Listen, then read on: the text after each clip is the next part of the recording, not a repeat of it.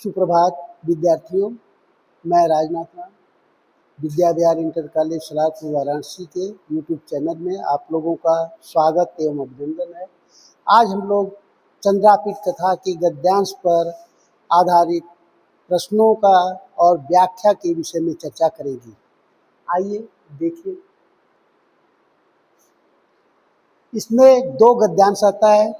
एक गद्यांश का प्रश्नोत्तर दिया रहता है, उसी में से प्रश्न दिया रहता है, उसी में से उत्तर आपको देना है। जैसे देखिए, सा तु समुत्थाय महाश्वेताम स्ने निर्भरा कंठे जगृहात् महाश्वेता अपि दृढ़तर दत्त कंठग्रहात् ताम अवादित सखी कादंबरी भारतवर्षे राजा तारापीडो नाम तस्यामयम् आत्मज चंद्रापीडो नाम दिग्विजय प्रसंगेन अनुगतो भूमिम इमाम एष च दर्शनात् प्रभृति में निष्कारण बंधुता गतः कथिता च अस्य बहु प्रकारम प्रिय सखी तत् अपूर्व दर्शनो अयम इति विमुच्य लज्जाम अभिज्ञातशीलम इति अपहाय शंकाम यथा मयि तथा अत्रापि वर्तितव्यम इति आवेदिते तथा चंद्रापीड प्रणामम अकरोत्। ये गद्यांश है। गद्यांश की व्याख्या देखिए। सातु समुत्थाय, वह उठकर महाश्वेताम स्ने निर्भरम कंठे जगृहात्, वह कादंबरी उठकर महाश्वेता को प्रेम पूर्वक गले लगाई। महाश्वेता भी दृढ़तर कंठ ग्रहा, मजबूती से उसे गले लगाई। ताम अबादित, महाश्वेता उस कादंबरी से बोली। सखी कादंबरी, हे सखी कादंबरी, भारतवर्ष में राजा तारापीडो नाम राजा तारापीड थे। भारतवर्ष में राजा तारापीड थे। तस्याम, उनका, आत्मजा चंद्रापीडो नाम, उनका पुत्र, आत्मजा माने पुत्र, चंद्रापीड दिग्विजय प्रसंगेन, दिग्विजय के प्रसंग के द्वारा अनुगतो इमाम भूमिम अनुगतो, इस स्थान तक चले आए हैं।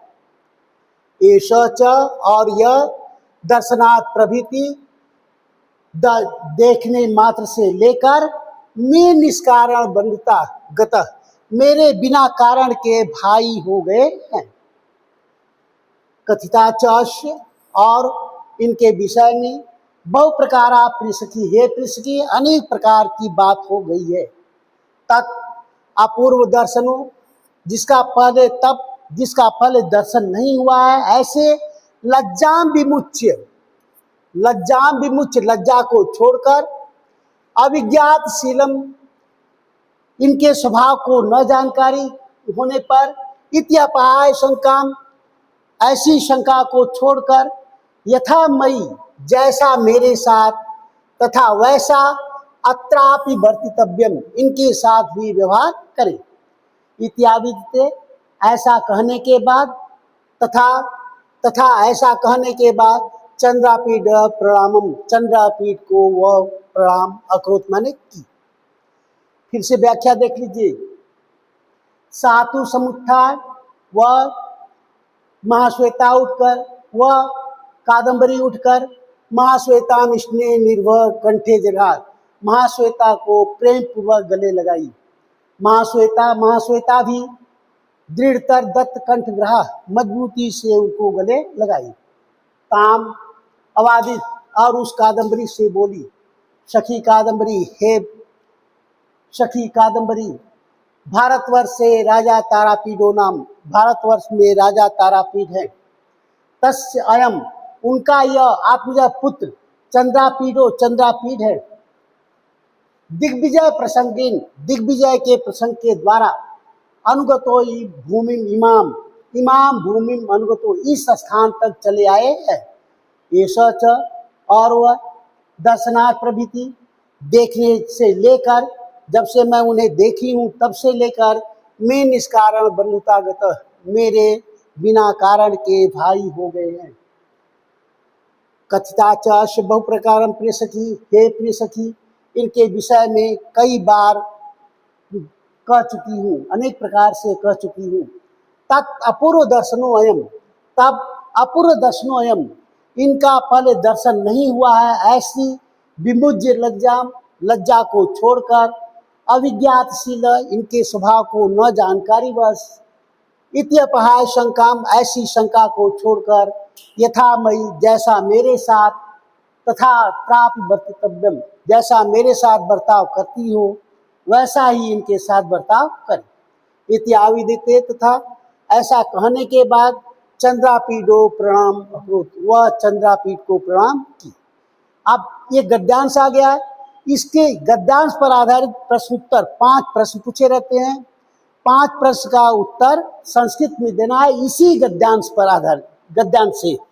जैसे देखिए, पहला प्रश्न है, अस्य गद्यांशस्य प्रणेता कः, अस्य गद्यांशस्य प्रणेता कः, या अस्य गद्यांशस्य रचनाकारः कः, या अस्य गद्यांशस्य लेखकः कः। 3 तरह से प्रश्न है इसका। अस्य गद्यांशस्य प्रणेता कः, अस्य गद्यांशस्य रचनाकारः कः, अस्य गद्यांशस्य लेखकः कः। उत्तर आपको लिखना है, अस्य गद्यांशस्य प्रणेता बाणभट्ट अस्ति, या अस्य गद्यांशस्य लेखकः बाणभट्ट अस्ति, या अस्य गद्यांशस्य रचनाकारः बाणभट्ट अस्ति। ये आपको लिखना है। दूसरा प्रश्न आ सकता है, अयम गद्यांशः कुतः अवतरितः, अवतरितः अस्ति। इस तरह प्रश्न आ सकता है। दूसरा प्रश्न, अयम गद्यांश कुतः अवतरितः अस्ति, या अयम गद्यांश कुतः उद्धृतः अस्ति। तो इसका उत्तर है, ये प्रश्न है, इसका उत्तर होगा, अयम गद्यांश चंद्रापीड अवतरितः, अवतरितः अस्ति। ये आपको लिखना है। इसका प्रश्न दूसरा बनेगा, अयम गद्यांश कुतः अवतरितः अस्ति, यह गद्यांश कहाँ से लिया गया है। तो उत्तर होगा, अयम गद्यांश चंद्रापीड कथा अवतरितः अस्ति, यह गद्यांश चंद्रापीड कथा से अवतरित है। ये पहला प्रश्न हो गया। अस्य गद्यांश प्रणेता कः अस्ति, इस गद्यांश के लेखक कौन है। तो इसका उत्तर होगा, अस्य गद्यांश प्रणेता बाणभट्ट अस्ति, इस गद्यांश के लेखक बाणभट्ट है।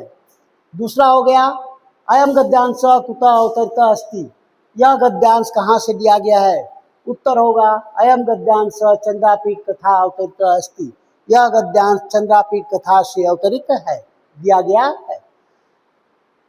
आगे आइए, दूसरा प्रश्न आएगा, का समुत्थाय महाश्वेता स्नेह निर्भर कंठे जग्रहा, कौन उठकर महाश्वेता को प्रेम पूर्वक गले लगाई, कौन उठकर महाश्वेता को प्रेम पूर्वक गले लगाई। इसका उत्तर उसी गद्यांश से देना है।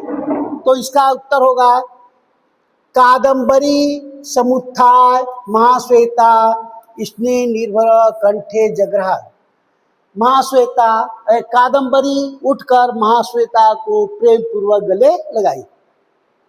उसी गद्यांश में देखिएगा, ये कहीं मिलेगा, का समुत्थाय महाश्वेता स्नेह निर्भर कंठे जग्रहा, बस उसी वाक्य को लिख देना है। तो कादंबरी समुत्थाय महाश्वेता स्नेह निर्भर कंठे जग्रहा। अगला प्रश्न आएगा उसी में से, तारापीडस्य आत्मज क अस्ति, तारापीड का पुत्र कौन है, कौन था। तो उसी में गद्यांश में दिया होगा कि तारापीडस्य आत्मज चंद्रापीड आसीत, चंदा तारापीठ का पुत्र चंद्रापीठ था। फिर अगला प्रश्न आएगा, दिग्विजय प्रसंगेन अनुगतो भूमिमिमाम, दिग्विजय प्रसंगेन अनुगतो भूमिमिमाम के रेखांकित अंश का अनुवाद लिखिए या हिंदी व्याख्या कीजिए। तो आपको लिखना होगा दिग्विजय प्रसंगेन, दिग्विजय के प्रसंग के द्वारा, अनुगतो भूमिमिमाम, इस स्थान पर चला आया। कौन चला आया? चंद्रापीठ। कौन कहा? महाश्वेता कही। किससे कही? कादम्बरी से कही। अब अगला प्रश्न है, ये उत्तर है चंद्रापीठ दिग्विजय के प्रसंग से यहाँ आए हुए हैं। हो गया। अब अगला प्रश्न है, चंद्रापीठ काम प्रणामम अकरोत, चंद्रापीठ काम प्रणामम अकरोत, किसको प्रणाम किया? तो चंद्रापीठ कादम्बरी प्रणामम अकरोत, चंद्रापीठ कादम्बरी को प्रणाम किया। इस तरह 5 प्रश्न रहते हैं। पांचों प्रश्न में 2-2 नंबर का प्रश्न रहता है। एक प्रश्न गद्यांश से, कोई गद्यांश रहेगा और 10 नंबर का रहता है। हो गया। फिर से देखिए, इसी में है सातु समुत्थाय महाश्वेता इसमें कंठे जग रहा। जैसे प्रश्न है अस्य ये का समुत्थाय महाश्वेता इसमें निर्भरा कंठे जग रहा, तो आपको देना है ये सा का मतलब वह कौन? कादम्बरी। यहाँ लिख देना है कादम्बरी समुत्थाय महाश्वेता इसमें निर्भरा कंठे जग रहा। दूसरा प्रश्न था तारापीठ से आत्मज का आसित, तो यहाँ देखिए दिया हुआ है भारतवर्षे राजा तारापीडो नाम तस्याम आत्मज चंद्रापीडो नाम, तो तारापीठ से आत्मज चंद्रापीठ आसित। फिर अगला प्रश्न है, अगला प्रश्न है दिग्विजय प्रसंगेन अनुगतो भूमिमिमाम, इसकी तो व्याख्या करना है। तो आपको लिख देना है चंद्रापीठ दिग्विजय के प्रसंग से यहाँ आए हुए हैं। अगला प्रश्न है चंद्रापीठ काम प्रणामम अकरोत, इसका उत्तर देखिए यहाँ है चंद्रापीठ प्रणामम अकरोत, चंद्रापीठ प्रणाम किया। किसको प्रणाम किया था? कादम्बरी को, प्रिय सखी यानी कादम्बरी को। आगे अब आइए दूसरा पैराग्राफ देखिए, कादम्बर्यम अपि कादम्बर्यम अपि सविभ्रमकृत प्रणामा महाश्वेताया सह पर्यंके निषाद सभ्रमम परिजन उपनीतायाम हेम पाद अंकितायाम पीठिकायाम चंद्रापीठ समुपाविशत। परिजन उपनीतेन सलिलेन कादम्बरी स्वयं उत्थाय महाश्वेताया चरणौ, क्या चरणौ प्रक्षाल्य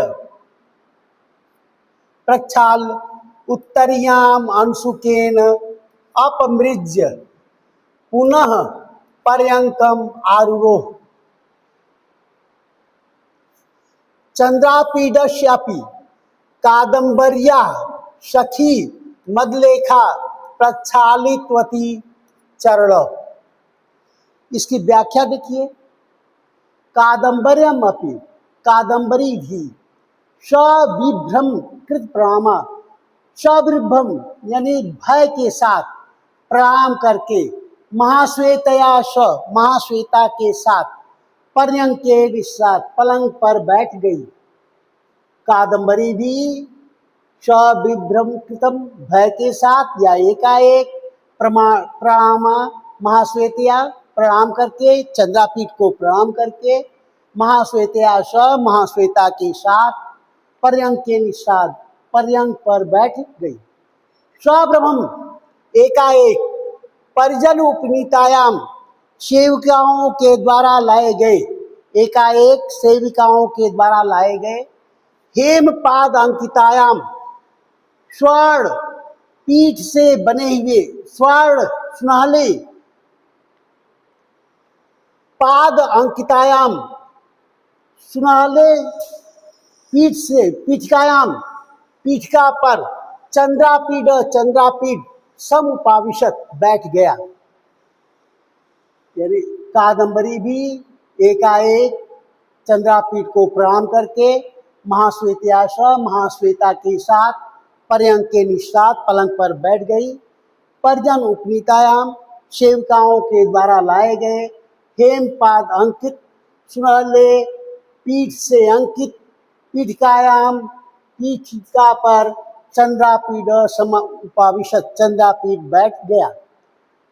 आगे देखिए, परिजन उपनीतेन सेविकाओं के द्वारा लाए गए सलिलीन स्वच्छ जल से, सेविकाओं के द्वारा लाए गए स्वच्छ जल से कादंबरी कादंबरी स्वयं उत्थाय स्वयं उठकर महाश्वेताया चरणों प्रक्षाल्य महाश्वेता के चरणों को धोकर उत्तरियाम अंशुकेन रेशमी चादर के दुपट्टे से अपमृज पोंछकर पुनः पर्यंकम आरूढ़ फिर पलंग पर बैठ गई।